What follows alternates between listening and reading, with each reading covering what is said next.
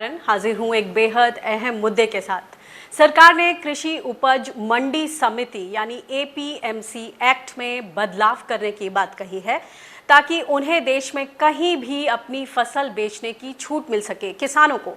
लेकिन इसके नफा नुकसान को लेकर सरकार, किसान और कृषि विशेषज्ञों की एक राय नहीं है। मंडी में बदलाव का विरोध करने वालों की दलील है कि इन बदलावों से किसानों को व्यापारियों के आगे बेसहारा छोड़ दिया जाएगा। वहीं मंडी रिफॉर्म के समर्थकों का कहना है कि इससे किसान तय मंडी में अपनी फसल बेचने की शर्त से मुक्त होंगे और प्रदेश के भीतर या बाहर जहां भी अच्छा दाम मिलेगा वहां अपनी फसल बेच सकेंगे। लेकिन ये मामला केवल इन्हीं दो दलीलों तक सीमित नहीं है, इसके और भी कई पहलू हैं, कई पेच हैं। इस पर देखिए आज की हमारी विशेष चर्चा, मंडी रिफॉर्म किसानों को नफा या नुकसान।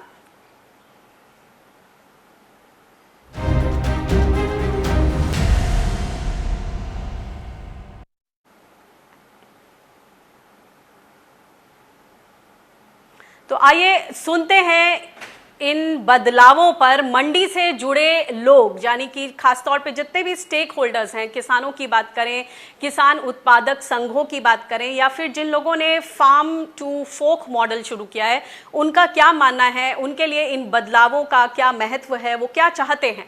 आइए सुनते हैं। सरकार वास्तव में हमारा भला चाहती है तो व्यापारियों पर कहीं ना कहीं अंकुश लगे।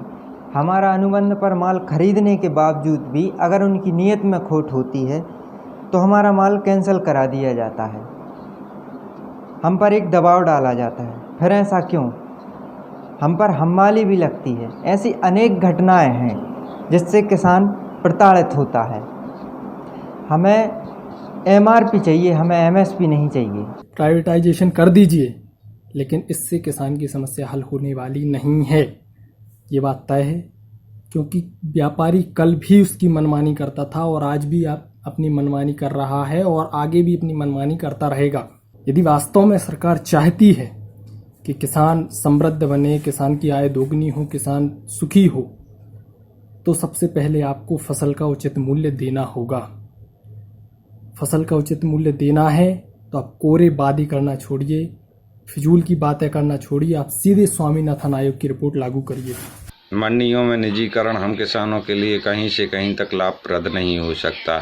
अगर सरकार की मंशा वास्तव में हम किसानों के लिए भला करने की है तो जो अनाज अभी मंडियों में खरीदा जाता है उसी में सुधार किया जाए। हमारा अनाज न्यूनतम समर्थन मूल्य से नीचे बोली शुरू होती है उसकी और नीचे ही ख़त्म हो जाती है। हमारे बिहार का दर्द यह है कि हमारे यहाँ मंडियाँ ही नहीं हैं और इसका हमारे कृषि पे काफ़ी नकारात्मक असर पड़ा है। हमारी खेती महज धान और गेहूं तक ही सिमट कर रह गया है क्योंकि इसी का बाजार है। सरकार धान खरीदती है और आटा मिल के लोग गेहूं। हमारे जो पारंपरिक मोटे अनाज होते थे, खास करके जैसे मड़ुआ हो गया, चिन्ना हो गया, बाजरा हो गया, इन सब फसलों में आज अस्तित्व को लेकर जद्दोजहद जारी है। कोई खरीदार नहीं है इनका। एपीएमसी में सुधार की कई वर्षों से करने की कोशिश थी और हमारा संगठन तरुण किसानों को उपभोक्ताओं से सीधा जोड़ता है। हमें किसान को सक्षम बनाते हैं कि वो उपभोक्ताओं को सीधे बिक्री कर सके। एपीएमसी एक्ट ने हमारे हाथ बांधे हुए हैं। हमारे लिए हर प्रदेश के अलग अलग नियम हैं जो अपने आप में बाधाएं हैं। पहली दिक्कत जो हमारी वर्तमान व्यवस्था से ये है कि वो किसान को एक बिजनेस एंटिटी मानता ही नहीं। पहले ये स्वीकार करना बहुत ज़रूरी है। उसके बाद आप किसान को आज़ादी दीजिए उसकी मर्जी से उसे अपनी फसल बेच सकने की। रेगुलेशंस क्या होंगी और कैसे नकेल कसनी है, ये आपने बिचौलियों और व्यापारियों के लिए सोचना है, अपने किसानों को नहीं बांटना है। और ये जो हेडलोड सर पे जितना आ सकता है उतना किसान मंडी के बाहर बेच सकता है, इस व्यवस्था को बदलना बहुत ज़रूरी है।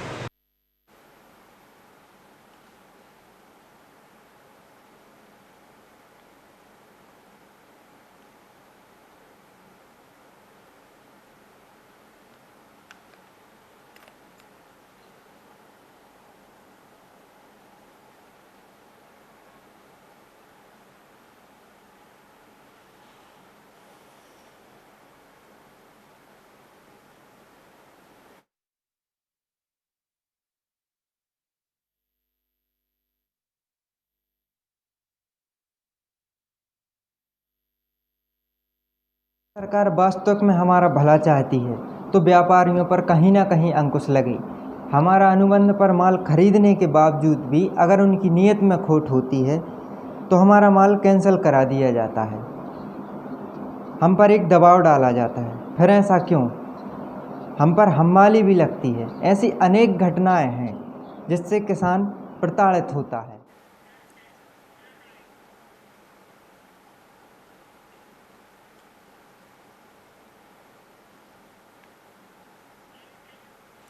तो इस पर आपने सुना जो किसानों का कहना है और जो स्टेक होल्डर्स हैं उनकी क्या राय है, इस पर चर्चा करते हैं। हमारे साथ मौजूद है एक बेहद ही खास पैनल। हमारे साथ कृषि अर्थशास्त्री स्वाति सैनी जी हैं और भारत कृषक समाज के चेयरमैन अजय वीर जाकर जी हैं। आप दोनों का बहुत बहुत स्वागत है इस विशेष चर्चा में। सबसे पहले जाकर जी मैं आपके पास आना चाहूंगी। हमने सुना मंडी रिफॉर्म्स को लेकर देश में बड़ी बहस छिड़ी हुई है। किसान आखिरकार उनको क्लियर कट समझ में नहीं आ रहा है कि ये जो फैसला है वो उनके हक में है, उनको नफा होगा या नुकसान, क्या कहेंगे आप? मैं समझता हूं कि बहुत दिनों से ये चर्चा जब से ये अनाउंसमेंट हुआ है फाइनेंस मिनिस्टर का, तब से बहुत चर्चा में है और कई लोगों का कहना है कि ये बहुत बड़ा सुधार है। मैं कहना चाहता हूं कि सुधार में हर फेरबदल, कानून का हर फेरबदल सुधार नहीं होता और हर सुधार कोई की तुलना 1991 के साथ नहीं की जा सकती। तो कई एग्रीकल्चर का मैं उसके एकदम मैं उसको मानने को तैयार नहीं हूँ। जहाँ तक एपीएमसी की बात आती है, मैं समझता हूँ कि कोई भी बाजार में जहाँ पे करोड़ों लोग अपना व्यापार करते हैं, अपनी चीज़ बेचने के लिए आते हैं, वहाँ पे कोई ना कोई कानून की सख्त ज़रूरत है। अगर आप टेलीकॉम अथॉरिटी देखें जो टेलीफोन इंडस्ट्री के लिए है, या पावर सेक्टर के लिए पावर रेगुलेटरी अथॉरिटी होती है, या स्टॉक एक्सचेंज के लिए सेबी बना हुआ है, तो इसी हिसाब से मेरे हिसाब से जहाँ पे किसान अनाज बेचता है वहाँ पे भी एक अथॉरिटी की ज़रूरत है। वहाँ पे कानून ख़त्म नहीं किया जा सकता। ये जो कानून की जो बात कर रहे हैं, अभी तक कानून आया नहीं है, परंतु सुनने में यही आया है कि इस कानून में यह है कि जो मंडी की परिसर से बाहर जो व्यापार होगा उस पे राज्यों का कोई अधिकार नहीं होगा उसको देखने के लिए। समझता हूँ ये बिल्कुल गलत है। राज्यों के पास कानून होना चाहिए उसका निरीक्षण करने के लिए, और राज्य के पास उस पे टैक्स लगाने का भी अधिकार होना चाहिए। अगर ये कानून जरूर रिफॉर्म है, परंतु इतना बड़ा रिफॉर्म नहीं है जिस हिसाब से इसको कहा जा रहा है। तो स्टेट्स को, राज्यों को कम से कम 1% टैक्स लगाने का अधिकार होना चाहिए, क्योंकि राज्य आज के दिन जो राज्यों का जो खजाना है वो खाली है। राज्यों के पास अपने अफसरों को तनख्वाह देने के लिए भी पैसे नहीं है। तो अगर सरकार के पास टैक्स ही नहीं होगा तो वो किसानों के लिए क्या करेगी? वो सड़क कैसे बना के देगी प्राइवेट मंडियों के लिए? वो पानी का कैसे बंदोबस्त करेगी? वो बिजली का कैसे बंदोबस्त करेगी? तो मेरे सारी चीज़ों को देखते हुए मैं समझता हूँ कि एपीएमसी का जो व्यापार है, जो मंडियों के बाहर है, उस पर राज्यों के पास कोई ना कोई उसके पास कानून जरूर उस पर लागू होना चाहिए, और राज्यों को टैक्स लगाने का उस पर एक स्टैंडर्डाइज कर दे पूरे देश में कि 1% आप टैक्स लगा सकते हो। और मैंने बहुत व्यापारियों से बात करी और 1% टैक्स के लिए सारे व्यापारी भी तैयार हैं। कोई सरकार व्यापारी भी नहीं चाहते कि बिना कोई टैक्स या बिना कोई कागजी कार्रवाई कोई काम हो। और एक और चीज देखने वाली है कि जो व्यापारी है वो ताकतवर है, जो किसान है वो कमजोर है, और ये इनका जो रिश्ता होता है कमजोर का और ताकतवर का, इसके लिए ही एक रेगुलेटरी अथॉरिटी की जरूरत होती है। इसी पे एक कानून होने की बहुत जरूरी है। जी, हमने सुना यहाँ किसानों को बोलते हुए कि अगर आप वाकई में किसानों का भला चाहते हैं तो जो मंडियों में जो अधिकारी होते हैं, जो अंकुश लगाने वाली बात उन्होंने बोली कि अधिकारी अपनी मनमानी करते हैं, जो व्यापारियों का कार्टेल शुरू हो जाता है, उन सब पर एक नकेल कसने की जरूरत है। और कई किसानों का ये मानना है कि अगर मंडी में रिफॉर्म्स लाए जाएं, उसे बंद ना किया जाए, उसी में जो एग्जिस्टिंग जो गैप्स हैं उनको अगर भरा जाए तो किसानों का जो शोषण है वो भी रुक जाएगा। क्या कहेंगे? आपको लगता है कि एक सुधार जो मंडी व्यवस्था में करने की जरूरत है उस पर काम किया जाए, ना कि उसे खत्म करने की बात हो या फिर उसे प्राइवेट हाथों में डालने की बात हो?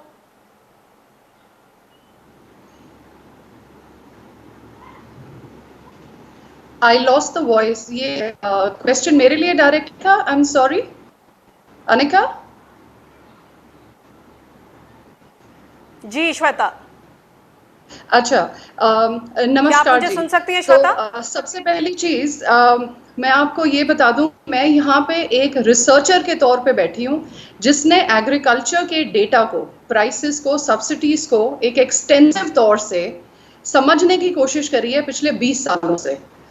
हमने ये समझा है, 20 सालों का एग्रीकल्चर की स्टडी करी है, हमने ये समझा है कि सरकार एक तरफ से फार्मर्स को सब्सिडी देके इनपुट साइड पे सपोर्ट करती है, दूसरी तरफ से फार्मर्स के मार्केटेबिलिटी के लिए इकट्ठा करते हैं, तो जो नेट इफेक्ट आता है वो आता है नेट टैक्सेशन का। दैट मींस फार्मर को पर्टिकुलरली पिछले 2000-2001 से अगर हमने ये जो स्टडी करी है, इससे ये निकल के आया है कि सारे सालों में तकरीबन फार्मर को नेट नुकसान हुआ है। इसका ये मतलब है कि सरकार एक तरीके से तो हेल्प कर रही है, लेकिन दूसरे तरीके से वो टैक्स कर रही है। अब जब हमने ये समझा कि कौन सी चीजें हैं जो रिस्ट्रिक्ट कर रही है, उसमें से सबसे बड़ी निकल के आई 3 जो मार्केटिंग रिलेटेड थी। पहली, आपके ऊपर जो प्रतिबंध लगाया जाता है कि आपने एपीएमसी में ही जाके बेचना है, कहीं और नहीं बेचना। एसेंशियल कमोडिटीज एक्ट की जो रिस्ट्रिक्शंस लगाई जाती है, जो नी जर्क रिएक्शन की तरह लगाई जाती है वो। और तीसरी जो इंटरनेशनल ट्रेड पे रिस्ट्रिक्शंस लगाई जाती है, जैसे प्याज का एकदम भाव बढ़ गया, सरकार ने मिनिमम एक्सपोर्ट प्राइस लगा दिया। तो जो ये नी जर्क रिएक्शन होता है, तो ये पूरी वैल्यू चेन को डिस्टर्ब कर देता है। तो ये थी जो हमने रिसर्च के बिहाफ पे निकाल के ये लेके आए कि ये जो एग्जिस्टिंग रिस्ट्रिक्शंस हैं, इसकी वजह से फार्मर को नुकसान है। फर्स्ट चीज। सेकंड चीज, हम ये नहीं, वी नीड टू अंडरस्टैंड कि हम में से कोई भी फार्मर का नुकसान नहीं चाहता। एपीएमसी को रिपील करने का हमारे पास सजेशन देने का एक रीजन था, बट ये भी बिल्कुल सही बात है कि उसको एकदम खत्म नहीं किया जा सकता, क्योंकि एपीएमसी जो इतने सालों से एग्जिस्ट इसलिए कर रही है क्योंकि फार्मर को वो सर्विस दे रही है। अगर हम सारे, and I am sure mister Jhakar भी अग्री करेंगे, एक छोटे फार्मर के पास इतनी नेगोशिएशन पावर नहीं है पहली चीज कि वो एग्रीगेट कर सके, कि वो अपने प्रोड्यूस की क्वालिटी असेस करके थर्ड पार्टी को बेच सके, उसमें वो कैपेबिलिटी नहीं है। उसको क्रेडिट चाहिए होता है और खड़े पैर पैसा चाहिए होता है, जो ये ट्रेडर या अड़तिया उसको।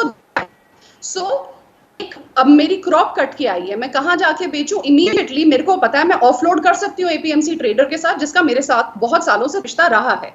बट ये सारे के बावजूद हमें ये समझ आया कि फार्मर की नेट नुकसान हो रहा है। क्यों हो रहा है? क्योंकि आप उसको फोर्स कर रहे हो कि एक ही मार्केट में जाके बेचे। ना, that is all we are saying. हम यही कहने की कोशिश कर रहे हैं कि आई डोंट नो व्हाट सरकार एमसी स्टेट लॉज को वो बाईपास करेगा या एक तरीका निकालेगा। Still the fine print is not out.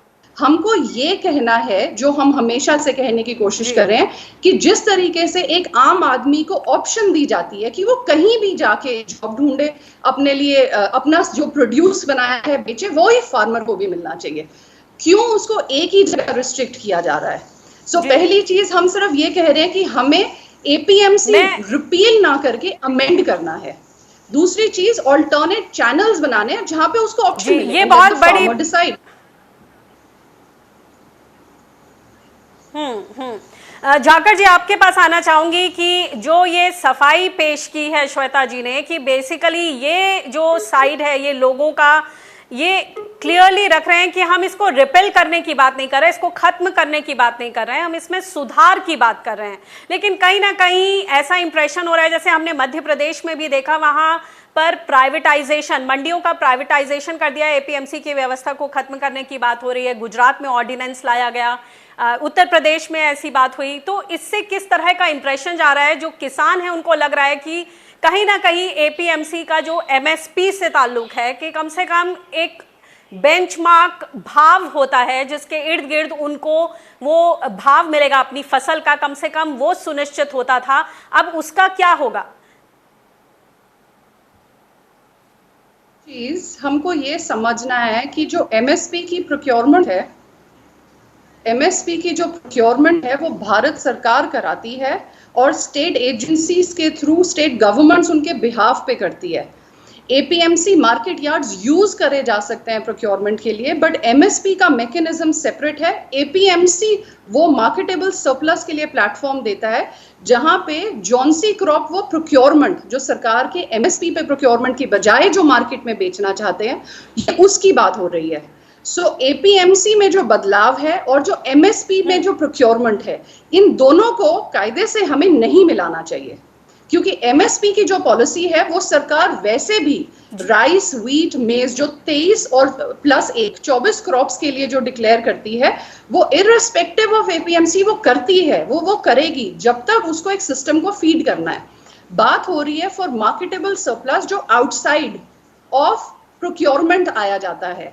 उस मार्केट को जब आप रेगुलेट करते हो और आप बताते हो कि आपको उसी मार्केट यार्ड में जाके बेचना है और आप कहीं और नहीं बेच सकते, बात वहां हो रही है कि एक फार्मर को सरकार के एमएसपी और एपीएमसी के अलावा एक और प्लेटफॉर्म एटलीस्ट बना के देना चाहिए, एक ऑल्टरनेट चैनल जो फार्मर डिसाइड कर सके कि भाई मुझे कहाँ बेचना है। आज के दिन उसको पता है कि उसको उसी यार्ड में जाके बेचना है, चाहे वो बाहर भी बेचेगा उसे मंडी फी देनी पड़ेगी वहां की। तो हम सिर्फ ये कह रहे हैं कि हमें एक ऑल्टरनेट चैनल बनाना है। एमएसपी प्रोक्योरमेंट तो चल रही है। अजय झागर जी, क्या आप हमारे साथ हैं? हाँ जी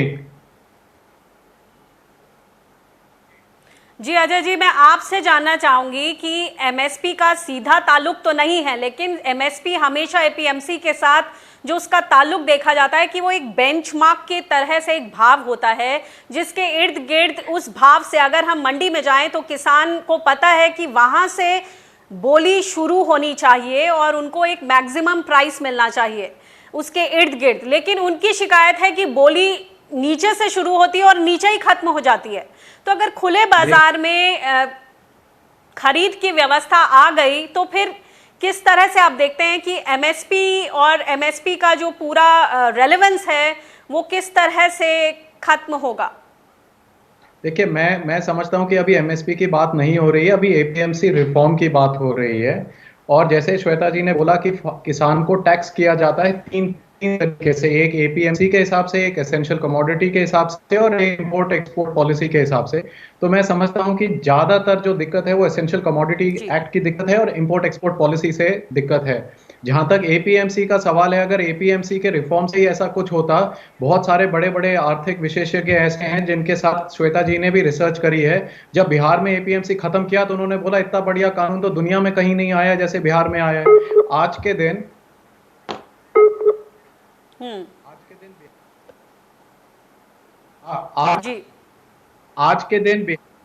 दिन बिहार में चाहे गेहूं हो, चाहे मक्की हो, चाहे धान हो, हर चीज पंजाब और हरियाणा में जहां मंडियां चल रही हैं वहां से 300-400 रुपए क्विंटल, 300 रुपए क्विंटल कम कीमत मिलती है और ये एमएसपी की ही फसल है। तो एमएसपी को आप एपीएमसी से मत मिलाएं जैसे श्वेता जी कह रही हैं, परंतु एपीएमसी का अगर आपने रिफॉर्म करना है तो सरकार ये कानून क्यों नहीं लाती कि किसानों से सब्जी और फ्रूट के ऊपर 8-8, 10-10% टैक्स नहीं लगेगा, कमीशन नहीं लगा सकते व्यापारी। उसकी तो सरकार बात नहीं कर रही है।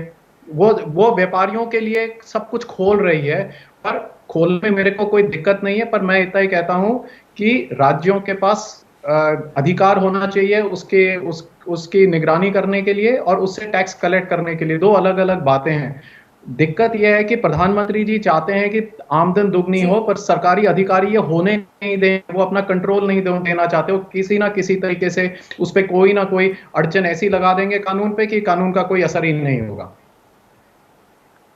और जहां तक ये 24 एमएसपी श्वेता जी ने बात करी है, ये केवल मेरे को लगता है तो एक कनक ये पंजाब हरियाणा में कुछ ही इलाकों में मिलती है, बाकी में तो कहीं एमएसपी मिलती नहीं है। आज के दिन भी आप अगर देखेंगे 24 फसलों की, तो मेरे हिसाब से अधिकतर सारी फसलें एमएसपी से कम पे बिक रही हैं। बिहार में 1725 की एमएसपी है मक्की की, जैसे श्वेता जी ने कहा, वहां पे अभी आज के दिन 900-1000 रुपए का रेट चल रहा है। कोई एपीएमसी एक्ट नहीं है, तो प्राइवेट मंडियां क्यों, प्राइवेट व्यापारी क्यों नहीं जाते वहां पे, क्यों नहीं किसान को वो दाम देते जो मिलने चाहिए मार्केट के एमएसपी के। तो एमएसपी का और एपीएमसी से कोई मेल नहीं है।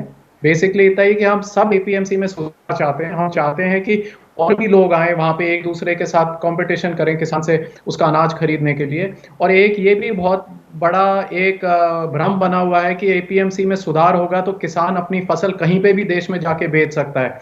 मेरा मानना है कि 99.99% किसान अपने राज्य से बाहर जाके अपनी फसल नहीं बेचेंगे, चाहे कोई भी आप कानून लाओ, चाहे कोई भी फेरबदल लाओ, क्योंकि वो मंडी में ही जाके बेचेगा। हर छोटा छोटा किसान की हिम्मत नहीं है को कहीं जाके सामान बेचे।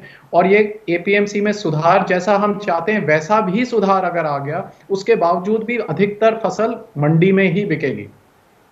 ये सुधार जरूर है, कितना सुधार है जैसे श्वेता जी कह रहे हैं पता नहीं क्या श्वेता सुधार है, से वो तो इस अभी पर जब बात कानून करते हैं। पढ़ेंगे। श्वेता, जो एक ये विश्वास की बात है, जो किसान हैं उनमें मंडी की व्यवस्था को लेकर एक विश्वास है, उनको लगता है कि वो कुछ भी दिक्कत होगी कम से कम वो मंडी जाएं और उन्हें सरकार की तरफ से ही जो तय भाव है उसके आसपास जो भी मिल रहा है कम से कम उससे संतुष्टि होगी।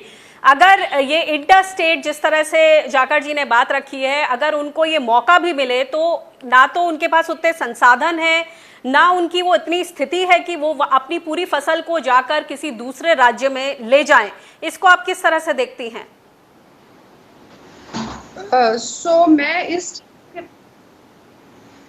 दो चीजें मैं इसमें पहले पर्टिकुलरली बोलना चाहूंगी कि जहां पे हमारे पास बिहार जैसी स्टेट है जहां पे एपीएमसी नहीं है और वहां पे प्राइसेस नहीं मिल रहे हैं, वहीं पे हमारे पास केरला जैसी स्टेट भी है जहां पे एपीएमसी नहीं है and is amongst the richest farmers there. So APMC होना ना होना should not be taken as the only step जिससे आपको सही। हेलो, हेलो जी जी, मैं सुन रही हूँ आपको। हमने समझना है कि एपीएमसी एक इंजेक्शन की तरह नहीं काम करेगा कि आपने एपीएमसी हटा दिया तो सारे प्राइसेस फार्मर्स को बढ़ना शुरू हो जाएंगे। हमने एक इकोसिस्टम में एक बड़ा बदलाव किया है जिसकी वजह से हमें बाकी चीजें भी खड़ी करनी पड़ेगी, जिसकी वजह से फार्मर की डिपेंडेंस एपीएमसी से खत्म होएगी। दूसरी चीज before I get into this कि जैसे जाखड़ जी ने कहा कि फार्मर बहुत छोटा है, वो दूसरी स्टेट में जाके अपना सामान नहीं बेचना चाहता, तो हमारे को ये कोशिश करनी है कि क्यों ना बायर उसके पास आ जाए। अगर फार्मर नहीं जा सकता, एटलीस्ट बायर को डायरेक्टली जाने दो, एटलीस्ट बायर्स को डायरेक्टली कनेक्ट करने दो। ये हमको भी एज एन सिस्टम को भी समझ है कि and I think mister Jhakar is vocal about it कि एक ये फार्मर बहुत छोटा है, नेगोशिएशन पावर नहीं रखता है, इसीलिए जो concept of farmer producer organisations आया था कि ताकि फार्मर के लेवल पे ही एक एग्रीगेशन हो जाए और उन्हीं के पास नेगोशिएशन पावर आ जाए। बट अगेन उसके अपने मॉडल के थोड़े से प्रॉब्लम्स हैं। बट हैविंग सेड दिस, अगर मैं वापस उसी पॉइंट पे आऊं कि एपीएमसी से एक इंजेक्शन आशंका जताई जा रही है कि जो बड़ी बड़ी कंपनियां हैं, जो एग्रो फील्ड में है, एग्री रिटेलर्स हैं, कहीं ना कहीं उनको फायदा पहुंचाने की कोशिश है। क्या कहेंगे आप? मेरा बड़ा क्लियर है, अगर एक प्रोड्यूसर है उसको 3 एवेन्यूज मिल रहे हैं जहां पे वो अपना प्रोड्यूस बेच सकता है, तो वो जौन सा बेस्ट प्राइस देगा उसको बेचेगा, जौन सा अश्योर्ड बाइंग करेगा उसको बेचेगा। हम इस टाइम पे उसको कह रहे हैं कि आज की डेट में तो भाई जो एपीएमसी से मिल रहा है ना, तूने तो वहीं बेचना है। अब हम ये कोशिश कर रहे हैं, अभी वी नीड टू डिफरेंशिएट कि हम कॉन्ट्रैक्ट फार्मिंग की तरफ नहीं अभी हम बात कर रहे हैं जहां पे हम बिल्कुल ही एक अग्रीमेंट तौर पे बेच रहे हैं। हम सिर्फ बात कर रहे हैं कि ऑर्गेनाइजेशंस जो इंडिविजुअली एग्रीगेट करना चाहती है डायरेक्टली जाए फार्मर को, ऑफर फॉर सेल करे and let the farmer decide किसको बेचना है। आज की डेट पे वो ऑफर फॉर सेल नहीं हो पाता है। इसके लिए वी नीड टू अंडरस्टैंड कि एपीएम जी जाखड़ जी, इस पे मैं आपसे व्यू चाहूंगी कि इसमें क्या जो कंपनीज को आने की बात है कि कंपनीज खुद किसानों के पास आए, यहाँ पर आपको लगता है कि उनकी जो नीयत है उस पर बहुत कुछ डिपेंड करेगा, क्योंकि वो कहीं ना कहीं निर्णायक भूमिका में होंगे, प्राइस को ले लें या फिर नेगोशिएटिंग पावर को ले लें। तो जो बड़ी बड़ी कंपनियां हैं उनकी नीयत किस तरह की होगी? क्या वो किसानों को राहत देने की राह पर होंगे? मैं बड़ी कंपनियों की नीयत की नहीं बात करना चाहूंगा, क्योंकि किसी की मैं अपने को ये मान के चलना चाहिए कि सबकी नीयत अच्छी है, परंतु एक कानून होना जरूरी है। मैं श्वेता जी यही कह रहे हैं कि एक कानून होना जरूरी है जहां पे हम बड़े कंपनियों को भी अधिकार दें कि वो किसान से खरीद लें, परंतु एक कानून के तहत खरीद लें। ऐसे नहीं कि आप खुला बाजार छोड़ दो कि 15 करोड़ किसान है, कोई भी किसी के पास जाके कोई खरीद ले। और ये जो रिफॉर्म की जो बात हो रही है, ये रिफॉर्म किसानों ने इसका के विरोध नहीं किया इतने सालों तक। एपीएमसी का अगर कोई अगर बदलाव चाहिए, एसेंशियल कमोडिटी का चाहिए, ये इसका विरोध अधिकारियों ने किया है, सरकारी अधिकारियों ने किया है, राज्यों ने किया है। मेरा मतलब किसानों ने किया है। रिफॉर्म तब होगा जब सरकार ऐसे कानून लाए जिसका किसान शायद विरोध कर रहे हो क्योंकि उनकी समझ में दिक्कत है या सरकार की समझ में दिक्कत है, समझाने में, आप एक दूसरे की बात समझने में, जब उस लेवल पे हम जाएंगे उसको मैं कहूंगा कि एक सुधार है। ये तो सरकार के हाथ में है, जो करना चाहे फटाफट इनको एक पेपर लाना चाहिए पब्लिक में जो सब पढ़ के और उस पे सब अपना सरकार को सुझाव दे पाए। ये एक बहुत जरूरी है। पर जैसे श्वेता जी ने बोला कि मैं जो श्वेता जी से सहमति रखता हूं कि जो असली दिक्कत है वो एसेंशियल कमोडिटी एक्ट की है। तो मैं चाहूंगा कि अगर आपके पास समय है तो ये एपीएमसी से हटके अपने एसेंशियल कमोडिटी एक्ट की भी थोड़ी बात कर लें, और क्योंकि वो बहुत बड़ा सुधार है। अगर वो सही तरीके से सुधार, प्रधानमंत्री जी का सुधार, फाइनेंस मिनिस्टर का सुधार सही तरीके से हो जाए, उसका बहुत बड़ा असर पड़ सकता है। और मेरे को आशंका है कि वो अफसर, सरकारी अफसर उसको होने नहीं देंगे, इसलिए उस पर ज्यादा चर्चा करने की जरूरत है। जी, आपने जो ये सुझाव सामने रखा है इस पर जरूर हम समय रहते इस पर चर्चा करेंगे। फिलहाल आज समय की पाबंदी और फोकस ये एपीएमसी है। मैं फाइनल कमेंट चाहूंगी श्वेता जी, आप ये बताएं कि जिस तरह से हमने इसको एनविजन किया था एपीएमसी को, और उस हिसाब से रिफॉर्म्स नहीं हुए हैं, बहुत पुरानी ये एक्ट है, उस हिसाब से आगे बढ़ना है, शायद इन्हीं चीजों को सोचकर कुछ बदलाव की जरूरत आई। सबसे पहले बदलाव की जरूरत ही क्यों आई, इस पर थोड़ा सा बताएं और अपने कमेंट्स दें। अनिका, सॉरी बट आपकी आवाज कट गई। मेरे यहाँ पे एक्चुअली कनेक्शन इतना क्लियर नहीं है, बट अगर आप ये कह रहे हैं कि मैं कंक्लूडिंग अगर कुछ बोलूं तो मैं आपको दोबारा से इन कंक्लूजन यही कहना चाहूंगी, and I am picking up from mister Jhakar's comment, जहां पे उन्होंने कहा कि जो एपीएमसी और ईसीए वगैरह जितनी प्रॉब्लम्स आ रही हैं ये सरकार रेज कर रही है, ये प्रॉब्लम फार्मर तो रेज ही नहीं कर रहा। मैं एग्जैक्टली यही आपको बताना चाह रही हूँ कि फार्मर को ये चीज पता ही नहीं चल रही कि सरकार की पॉलिसीज की वजह से जो प्राइस उसको ओपन मार्केट में मिल सकता था वो नहीं मिल पा रहा है, तो फार्मर को वो समझ ही नहीं है। इसीलिए हमको चाहिए कि हम ये वाले रिफॉर्म्स को अंडरटेक करें ताकि फार्मर को समझ आए कि वो कितना कंपेटिटिव है एक यूनिट को मार्केट में लाने के लिए, प्रोड्यूस करने के लिए, एंड कितना जरूरी है उसका प्राइस बढ़ना, जो बढ़ सकता है अगर वो रिस्ट्रिक्शंस हटाई जाए कि वो कहाँ बेच सकता है। बात बिल्कुल सही है, स्टेट गवर्नमेंट्स को भी रेवेन्यूज चाहिए। वो आई एम श्योर जैसे जीएसटी के अंदर इनके बीच में central government and state governments के बीच में एक मॉड्यूल तैयार किया गया है, आई एम श्योर वो इसके अंदर भी मिशन मोड पे तैयार कर लेंगे। बट मुझे लगता है एपीएमसी का ओपन होना, अमेंडमेंट बहुत बड़ी चीज है, बिकॉज एक फार्मर को, हम ये नहीं कह रहे आज ओपन हो गया कल को फार्मर के प्राइसेस बढ़ जाएंगे, बिहार में वो नहीं हुआ, बट केरला में कोई नुकसान भी नहीं हुआ। So we need to understand, हमको एक तरीका डिवाइस करना है, एक मैकेनिज्म डिवाइस करना है कि फार्मर को हम चैनल्स, एवेन्यूज ऑफ सेल दें और फार्मर को डिसाइड करने दें कहाँ बेचना है। एंड आई थिंक ये बहुत जरूरी है हमारे डबलिंग इनकम के ड्राइव में भी। एंड जैसे मिस्टर झाकर ने कहा, यहाँ एमएसपी की बात नहीं हो रही है, सो एमएसपी प्रोक्योरमेंट एनी विच चल रहा है, but the fact is also correct, और हमारा अपना डेटा ये कहता है कि एमएसपी वाली क्रॉप्स भी, पैडी और wheat particularly in states like Madhya Pradesh for wheat and paddy in UP, farmers are selling much below MSP. तो MSP पे भी नहीं मिल रहा है, APMC वाले भी नहीं एवेन्यूज देते हैं, इसलिए नेट फार्मर को वो प्राइस मिल ही नहीं रहा है।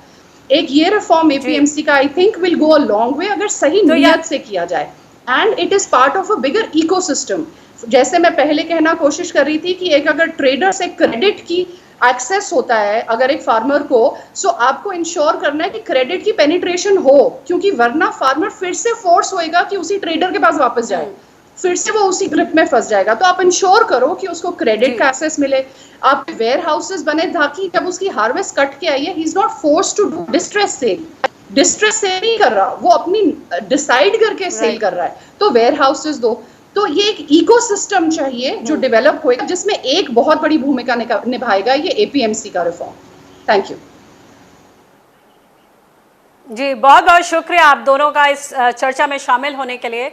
तो ये जो व्यवस्थाएं हैं हमें उन्हें खुले दिल से, खुले दिमाग से देखना होगा, जिस तरह से एक्सपर्ट्स की यहाँ राय बनी, और एक मॉनिटरिंग की व्यवस्था जरूर कायम रहे, तब जाके किसानों को एक नई व्यवस्था, रिफॉर्म्स जो हैं मंडी में जिनकी बात हो रही है, तब वो शायद मिल पाए। लेकिन इसमें जरूरी है कि मॉनिटरिंग बाकायदा साथ साथ चले। बहुत बहुत शुक्रिया हमसे जुड़ने के लिए, और ताज़ा तरीन खबरों के लिए आप बने रहिए स्वराज एक्सप्रेस के साथ। विशेष चर्चा में फिलहाल इतना ही। नमस्कार।